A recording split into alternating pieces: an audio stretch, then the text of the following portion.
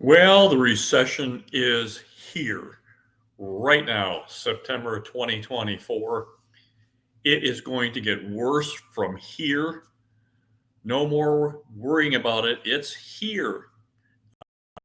I'm going to give you a couple of slides that we're going to look at from Mish Shedlock. We're going to talk about what you can do because you're going to get an opportunity. It only comes around 3 times in your life. It's coming. It's going to be here 9 to 16 months. Now, the next 9 to 16 months are going to be brutal, really brutal. If you're over leveraged, you're going to be in trouble.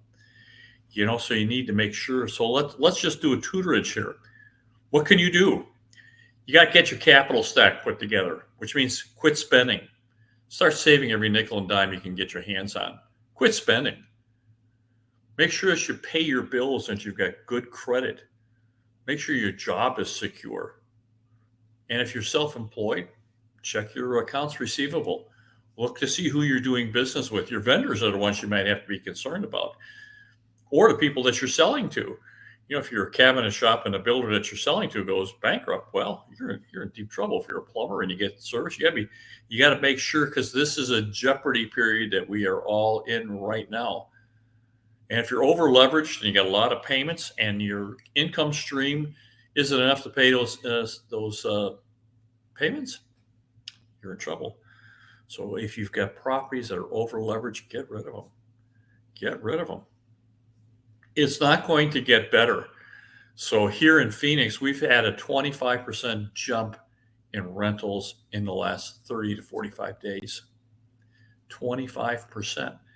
And that's a lot has to do with the fact that there's a lot of these apartment complexes that took 2 years to build are now completing and are coming online. And of course, our in-migration here in Phoenix has slowed down to a trickle.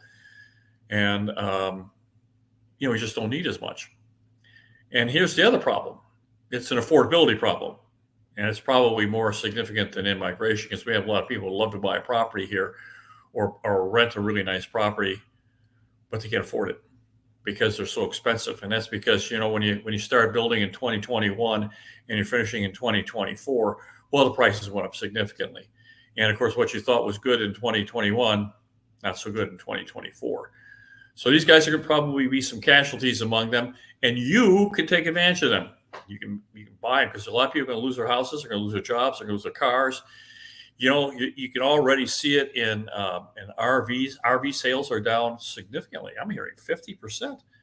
And what happens when you can't sell anything and it's sitting on your lot? You got to sell it because it costs you money. So you start thinking, well, maybe I'll take less money for it just to get rid of it. So I start discounting it. And if you have to, you sell it below cost because you got to get rid of the payment. Because if you're losing $1,000 a month, you're willing to take a $3,000 loss because you figure in 3 months, if I still add this in 3 months, I've lost the money. So you're going to start seeing that. You're going to see a lot of toys, cars, skidoos, these off-road vehicles. You're going to see all kinds of things coming on sale. Clothes are going to come on sale. And houses are going to come on sale. People are going to start thinking, I got to get rid of this place. Remember, houses are sold on a margin. So the last one sold sets the price for everything else. All right, it was great when prices were going up.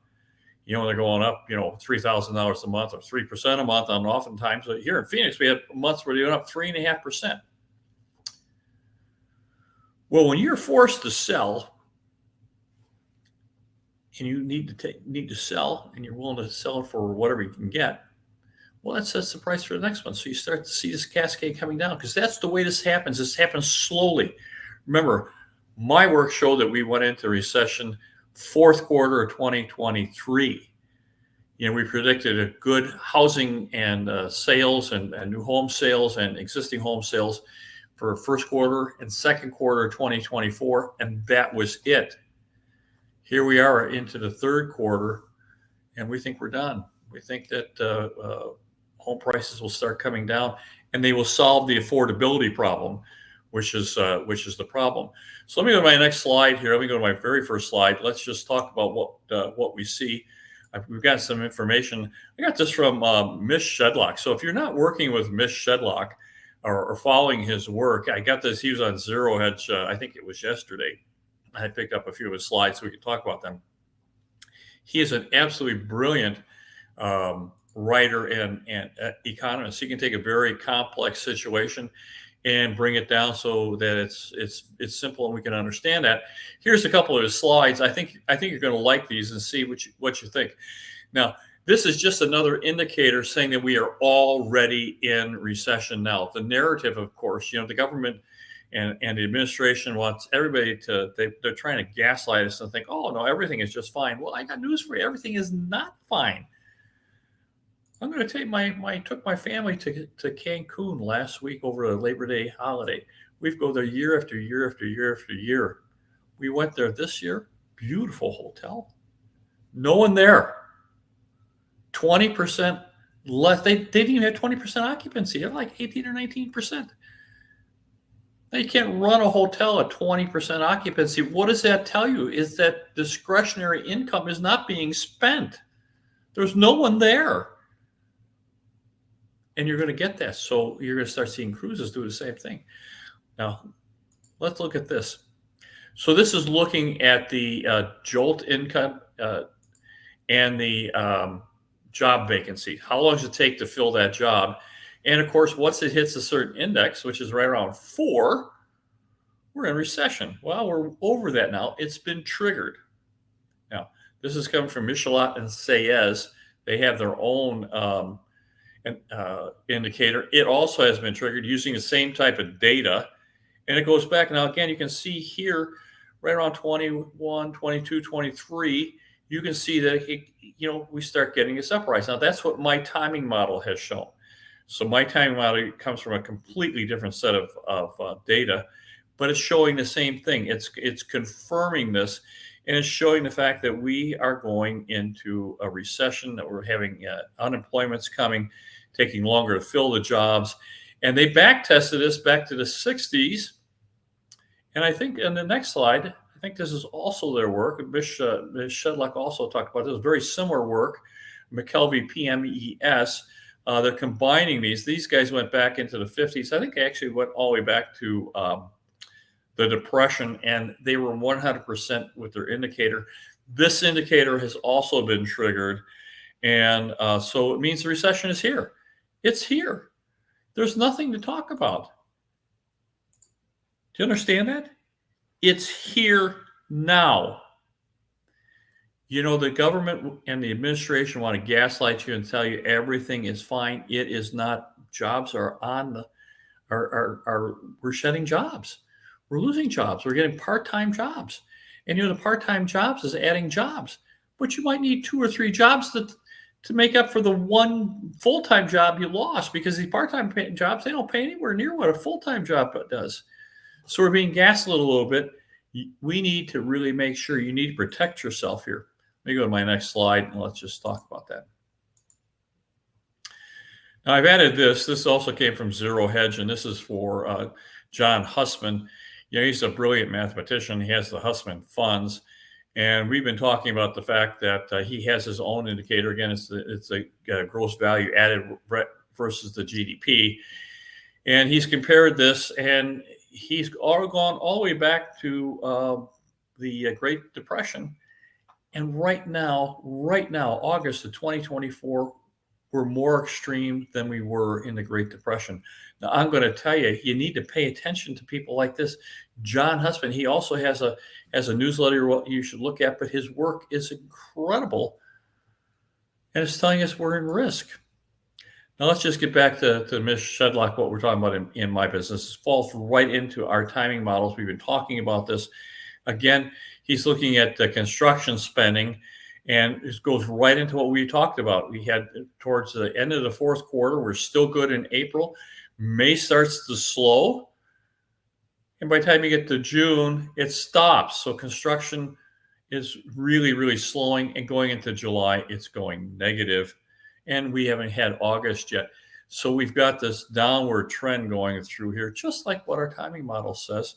And it's just confirming one another. My models come from a different empirical base, but they're saying the same thing. And here's the problem. It's affordability. It's not demand. It's affordability. And it's awful. So in my other prior videos, we're going to talk about the fact that in my other in my other videos, we talked about the fact that the economy is going to cure this affordability problem. It's going to, it's done in the last few times. We did in 2008, 2009, brutally, just brutally.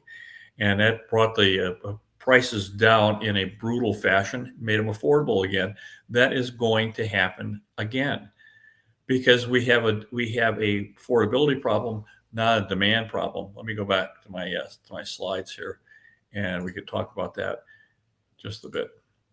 So the average income required to qualify to purchase a property is just almost $120,000 in household income to qualify for the median priced home in the United States.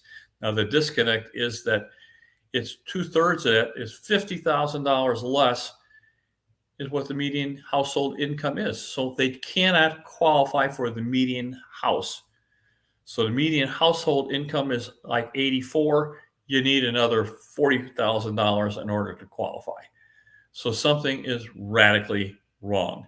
Let me go to my next slide. So this will get cured in a very brutal fashion. And so we just go into the affordability. So look at this. So it's historically negative. So housing affordability composite index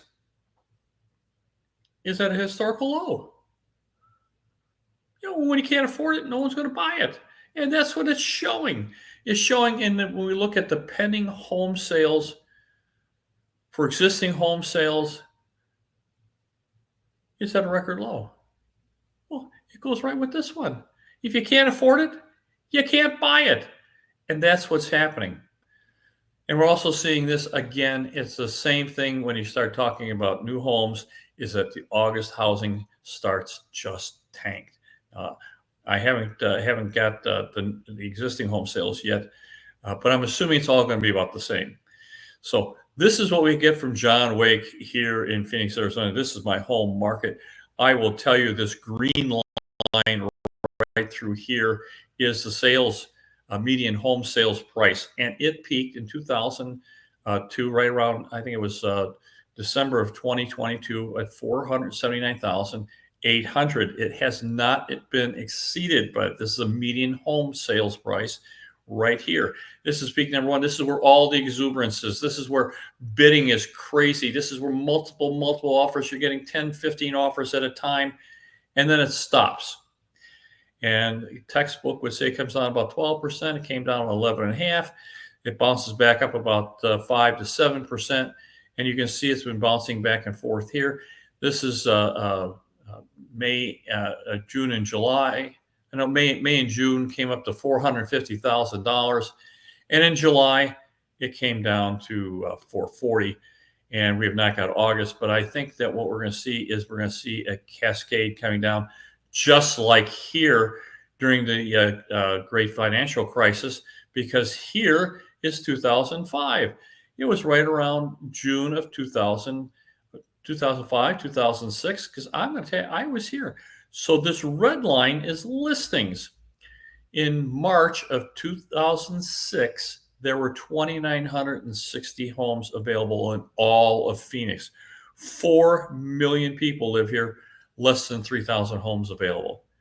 And 12 months later, like a rocket, we've got 33,000 homes available in 12 months. It went up 11 times. And of course, it went up to somewhere around 55,000 up here. But here's what happened with prices. They didn't crater right away. Got lots and lots of homes on the market. They actually even came up a little bit in 2007 and in late 2007, right before 2008, was the last little blip, and then it waterfalled down. And we lost like 45 or 50% of our value. And it took us about 4 years from here to here to stabilize. That is what I think is going to happen next. So this is my timing model. It's telling us we've used this over and over and over again. We are at the peak. It's not a point. It is a process. We are somewhere on here, and we are going to roll over, and we are going to retrace this entire amount. Here's the accumulation phase, and there's the explosive phase. This is the waterfall phase, and it is going to retrace almost all of it, I think. I think we're going to retrace almost all of it. We probably go below what we saw in 2020, 2019, because it's not going to stop. And I'm going to tell you, this is going to be awful.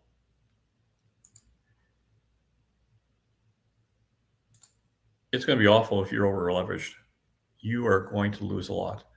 People are going to lose their homes, their businesses, their cars. Families are going to be affected. Marriages are going to be affected. It's going to be brutal. So I'm pleading with you. You have time. Get out of debt. Build a capital stack for yourself. Check your job. Make yourself indispensable. Get a part-time job. Get a second job. Check your income streams. Be careful who you're doing business with. If you're a supplier, make sure the people that you're giving your product to, they can pay you back. Because if they can't pay you, you can't pay your employees, and that's a downward cascade. So that's what happens now. In my business, we've been talking about the fact that we are more concerned about our tenants than we are concerned about our rent. So we're maximizing the tenant, not maximizing the rent. We want to make sure that we get very, very good tenants, because we're going to have an opportunity that you do not get but once every, 18 years or so. Let me go to my next slide and let's just take a look at that. So here in Phoenix, probably one of the best markets in the entire world right here. There is so much potential. It is unbelievable. We are going to have start buying in about 9 to 18 months. I will tell you when. We'll see it. My timing models will pinpoint it. But let me go to my next one. I'm using this from Charles Hugh Smith, whom I interviewed. They're all the same. So when a bubble pops, you can't normally tell that you're in a bubble till they pop. I mean, you just don't realize that the things were elevated. That's just what happens. This would be like my fourth one I've been through. I've seen this before. I know what to look for. So here's a buy point. It is coming. This is 9 to 18 months. Now, it is not the lowest. However, this is where people are forced to sell very, very good properties. So we want to buy some of these very, very good properties. I would put, 20% of our capital stack out only here. I'm not going to put all of it out because we're going to have better opportunities coming along here, and we're going to start buying. So we're going to strategically buy these properties, and we're going to make a fortune on them. So I would say to you, this is where I'm at.